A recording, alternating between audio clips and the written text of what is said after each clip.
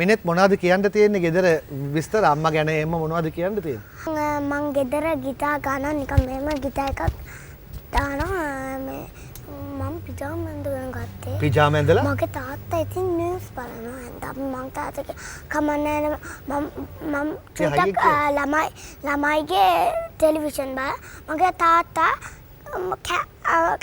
මං කියන්නේ තාත්තා මට ප්ලීස් ළමා වැඩසටහන් බලන්න දෙන්න. මං කියන්නේ මේවයි. තාත්තා මට CBBS ටිකක් දෙන්න තාත්තා කිව්වා. එදා උදේ ගොඩාක් බැලුවා. දැන් මංනේ බලන්නේ. යා නිවුස් බල බල ඉඳලා මරු වැඩේනේ තාත්තා. මං නිකන් ප්ලේ රූම් එකේ එයාපෝට් හදනවා හැන්දාමේ හදනවා. ටීවී බලන්න විදියක් නැහැ. නෑ. එතකොට හෙට උදේට මම බැලුවා. හේදාගි කියලා එකක් තියෙනවා. හේදාගි ස්ටෝරි එකේ මොකද්ද? හේදාගි ස්ටෝරි එකේ තියෙනවා මොකද්ද? මම ඒක ඔයාගෙන් අහන්නම්. හැබැයි මම තාත්තට කියනවා එහෙම කරන්න එපා. මේ දවස පුරාම නිවුස් බලන්න එපා.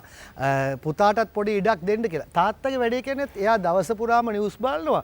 හැබැයි මට කතා කරලා අහනවා මොකද්ද මචං වෙලා තියෙන්නේ කියලා. ඇයි ඉතින් යාර තේරෙන්නේ නැද්ද මේ බැලුවට? තේරෙන්නේ නැහැ. ඒ තාත්තා කියනවා කමක් නැහැ. ඉතින් බලන්න කියලා තාත්තා next week දාගෙන ආයිත් බලන චකි කියලා බය මොන්ස්ටර් කෙනෙක් ඉන්නවා. එයා ඩෝල් කෙනෙක්. එයා මිනිසුන්ව ඔක්කොම කපනවා. එතකොට තාත්තික මේක බලන්න එපා මේක බලන්න බා. තාත්තිත් බයයි. මං හොරෙන් මෙම බැලුවා. ඔව් තාත්ති බය වුණාට ඔයා බය නැහැ නේද? ඒක තාත්තා කිව්වා මේ බලන්න එපා. තාත්තා මට හොඳට බැන්න. මං කිව්වා මං ආයිත් බයයි. මං CBBS දාගෙන ආයිත් වොච් කරනවා.